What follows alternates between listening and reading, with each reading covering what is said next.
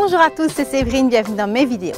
Aujourd'hui, je vais répondre à un mail que j'ai reçu et justement, je voudrais bien un petit peu vous parler de ça. Le sujet, ce sont les abdominaux. Abdominaux avant bébé, donc pendant la grossesse, abdominaux juste après la grossesse.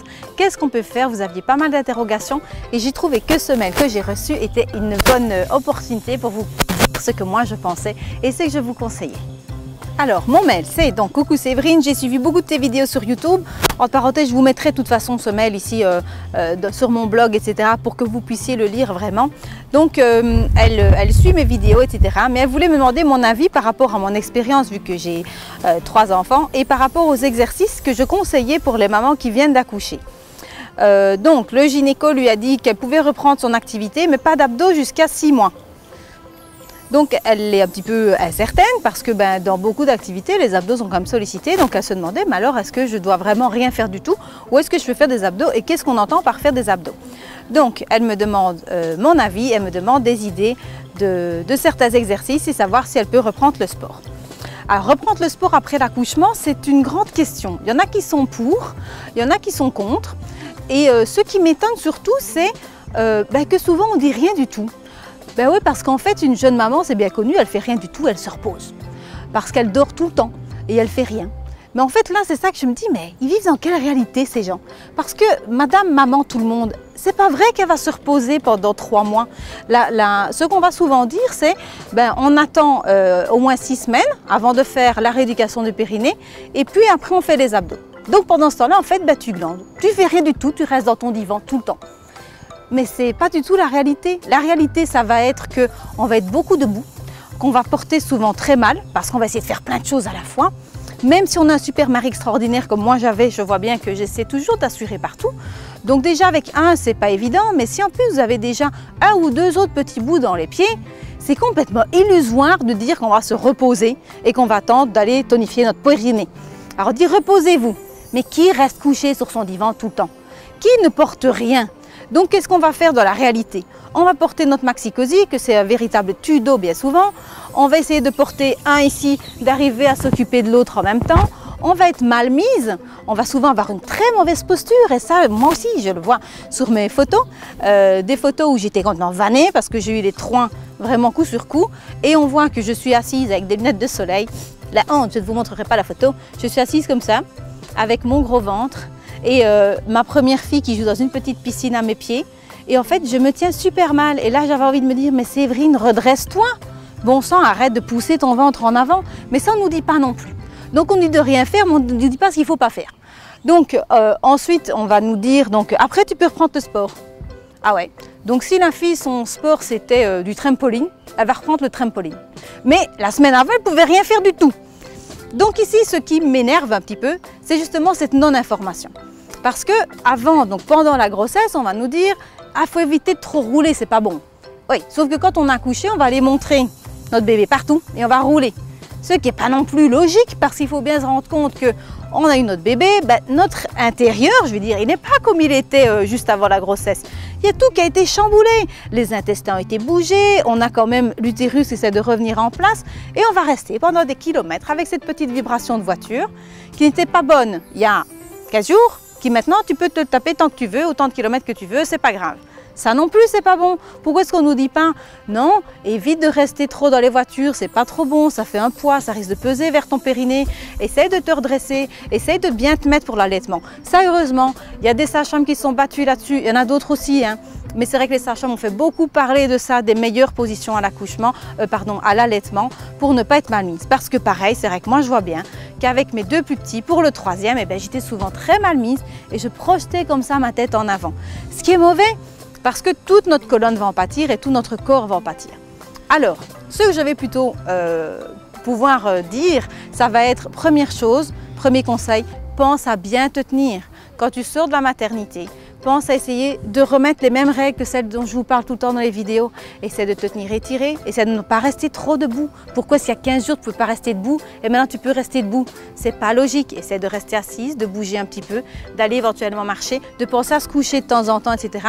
Et de penser à faire les fausses inspirations. Ça évidemment, ceux qui sont accros aux méthodes hypopressives ou par exemple aux méthodes style de Gasquet, etc.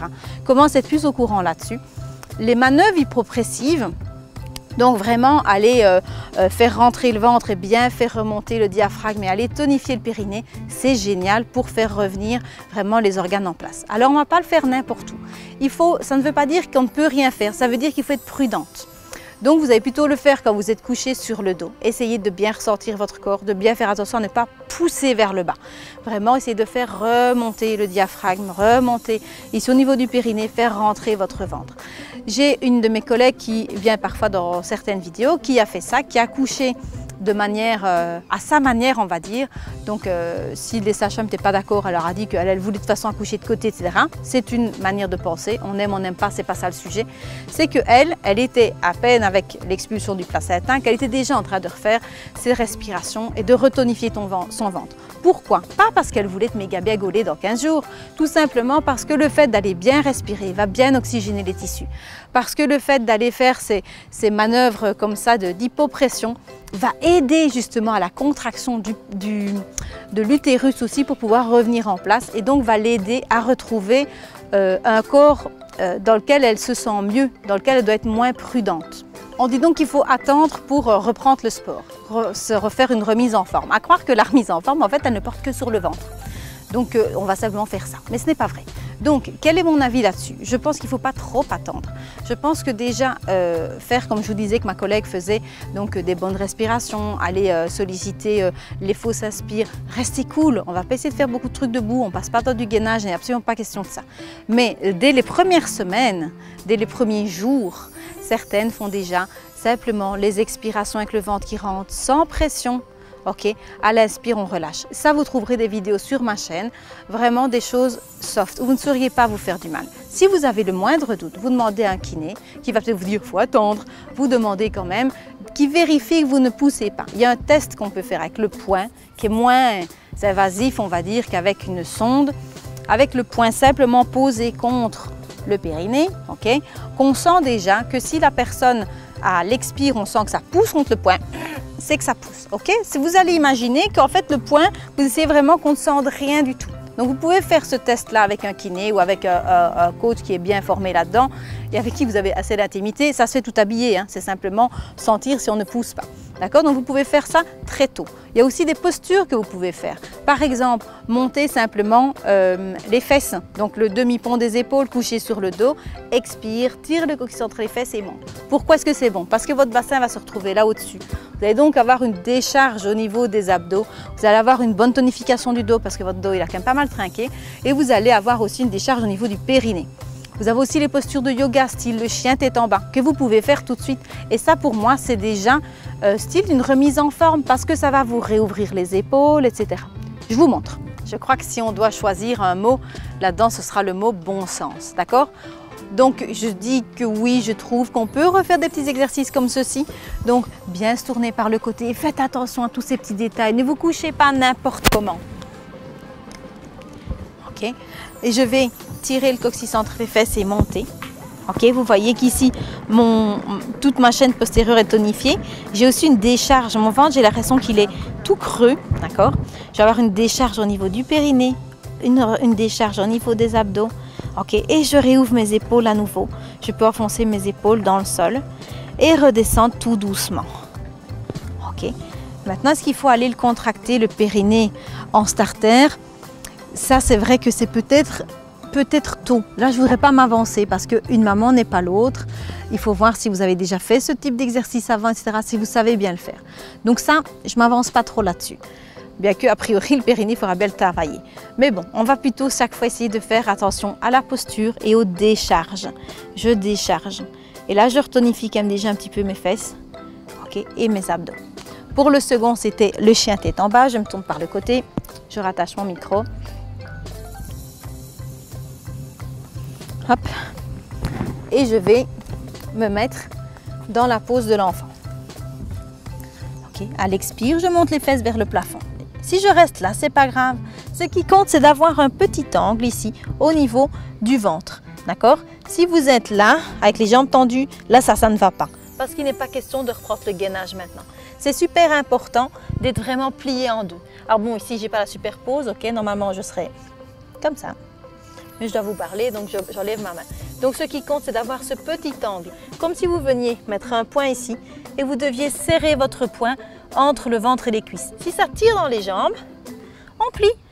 Ce qui compte, c'est d'avoir ici le popotin bien en l'air pour pouvoir avoir à nouveau cette décharge. Vous devez sentir que votre ventre est tout relâché. D'accord? Et vous allez sentir vraiment justement le périnée, etc., qui vient vers le bas, qui vient vraiment vers le haut plutôt. D'accord? Et vous allez voir que ça fait beaucoup de bien aussi.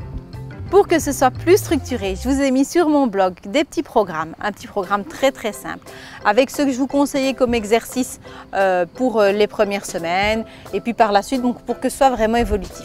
Alors je ne suis pas en train de dire que je sais mieux que les autres, c'est juste que je vous conseille avec des petites choses qui peuvent faire une différence. Je vous conseille par rapport à mon expérience en tant que maman, par rapport à mon expérience en tant que coach aussi, où je vois quand même les différences. Où maintenant j'ai quand même quelques années derrière moi, où je vois que celles qui accouchent sans avoir fait de prénatal avant, celles qui accouchent en ayant une meilleure condition physique, celles qui accouchent de manière non traditionnelle, celles qui reprennent justement les petits exercices que j'insiste à faire, la différence de récupération, elle est vraiment là. Donc par rapport aussi à ce que j'ai pu tester, d'accord? Donc je ne lâche pas ça comme ça non plus.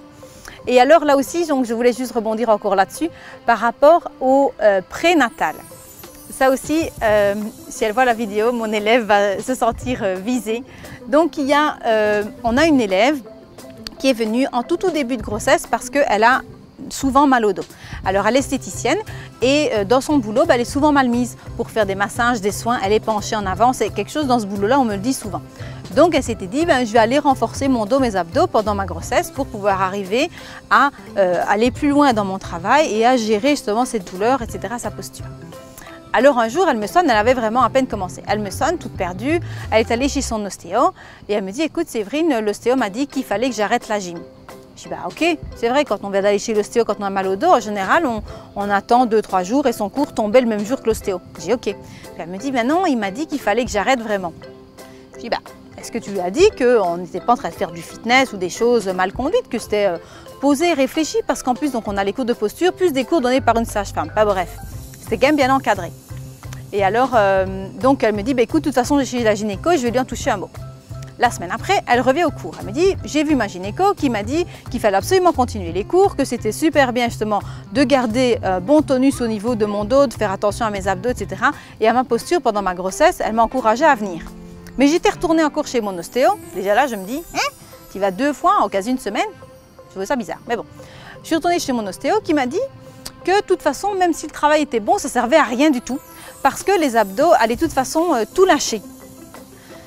D'abord, je suis restée sans mot dire, je suis restée vraiment bouche bée, je savais quoi dire. Pour que moi, je ne sache pas quoi dire, il faut vraiment que je sois scotchée, parce qu'en général, ça sort. Donc, par la suite, donc, je me dis, mais attends, qu'est-ce qu'il veut dire par là? Je ne sais pas moi. Donc, lui, il incitait la fille à ne plus faire de sport, parce que de toute façon, tout allait se lâcher, et que de toute façon, elle allait être toute molle de partout, et qu'elle aurait qu'à recommencer après. Ah ouais. Donc en fait, je ne sais pas s'il a le même schéma d'abdos que ceux que moi je connais. Alors je vous rassure tout de suite, non, votre ventre ne va pas tout lâcher. Vous n'avez pas gonflé comme ça, puis un peu comme s'il y avait un scratch ici à un moment donné. Ça s'ouvre comme une benne de camion. C'est absolument pas ça. D'accord? Ce qui va lâcher, ce sont les grands droits qui vont s'ouvrir vers l'extérieur pour laisser la place au bébé. Okay? Mais l'intérêt d'avoir une bonne posture, ça ne veut pas dire que la fille doit faire une gym intensive. L'intérêt d'avoir une bonne posture et de bien se grandir, tonifier son dos, c'est justement d'aider à ne pas laisser basculer trop fort le ventre vers l'avant. Si elle bascule son ventre trop en avant, son dos va être plus cambré, elle aura encore plus mal au dos. Elle va projeter sa tête de manière différente, elle aura aussi des problèmes au niveau du dessus du dos, des problèmes de posture. Donc, ce n'est pas vrai que votre ventre va tout lâcher et c'est vrai que c'est important de faire de la posture, on va dire, de bien se tenir pendant la grossesse. Si vous avez une gym adéquate, si vous avez du yoga spécifique prénatal, si vous avez des cours de gym vraiment bien conduits, spécifiques, j'insiste là-dessus, je ne dis pas qu'il faut aller soulever des poids, on peut aussi, mais 2 poids, 2 mesures. Si vous n'êtes pas une grande sportive, vous ne faisiez pas du crossfit avant, honnêtement, restez dans des choses zen et cool. Ça va vous servir pour éviter que votre ventre ne parte trop justement. Donc c'est ça qui m'a complètement déconcertée avec ce conseil-là, c'est que lui il dit non, il ne faut rien faire, de toute façon tout va partir. Or c'est si tu fais rien que tout va partir. Donc continuez à prendre soin de vous pendant la grossesse et vous récupérerez mieux après. Bon, je suis désolée, je me rends compte là que je suis encore en train de m'emballer et que je n'étais pas très souriante, que c'était un petit peu un coup de gueule. Parce que c'est vrai que ces deux sujets-là sont venus vraiment en même temps. Je reçois donc l'élève qui vient au studio qui me dit qu'elle ne peut plus faire de gym. Et puis je reçois le mail de la jeune maman postnatale qui ne sait pas quoi faire. Et je me dis, bon sang, s'il y en a un qui dit une chose, l'autre de l'autre côté, vous êtes complètement perdu. Donc j'espère que mon avis vous a aidé, j'espère que vous allez me retrouver, vous y retrouver dans toutes les paroles que j'ai eues. N'oubliez pas que je vous ai mis tout ça sur mon blog, ok? J'ai structuré mes paroles sur mon blog, je vous ai fait tout un article avec un petit programme et avec vraiment mon avis par rapport au périnée. Oui, il faut faire de la rééducation de périnée, même si vous avez accouché par césarienne, parce que vous n'avez rien à perdre et que votre périnée, il est quand même sollicité pendant la grossesse. Ok, donc tout ça, je vous ai mis ça sur mon blog. J'espère que ma vidéo vous aura plu. N'hésitez pas à la partager auprès des filles qui sont concernées si vous trouvez que c'était assez pertinent. N'oubliez pas non plus que j'apprécie quand même les petits pouces en dessous de ma vidéo. Vous pouvez aussi me laisser vos commentaires, m'envoyer des mails, etc. Vous êtes souvent très sympa et j'adore ça. On se retrouve très bientôt pour d'autres vidéos. Ciao!